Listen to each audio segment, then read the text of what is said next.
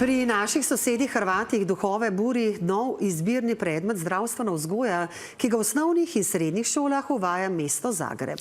Del učnega načrta predmeta bo tudi spolna vzgoja. Pri tem pa naj bi uporabljali kartice s seksualno vsebino.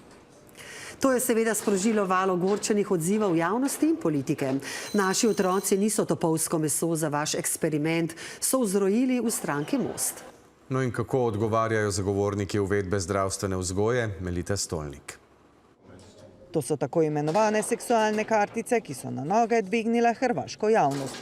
V njih se je vnela razprava celo v Saboru. Gdje se djecu pita stvara li ti bol ikad užitak, koja su tvoja očekivanja od seksa, evo vidite sami.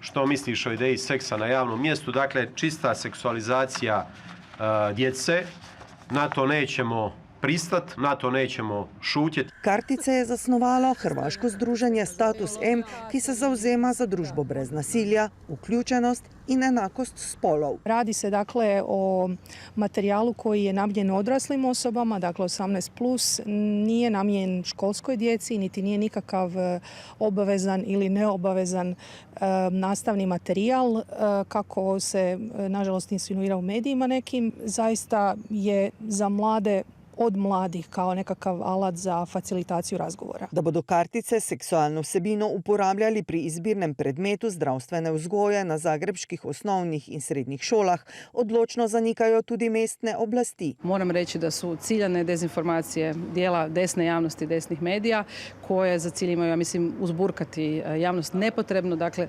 zbog nečeg što je tek na samom početku svoje izrade. Učni načrt za predmet, ki ga bo izdelal odbor strokovnjakov za šole, ne bo obvezen.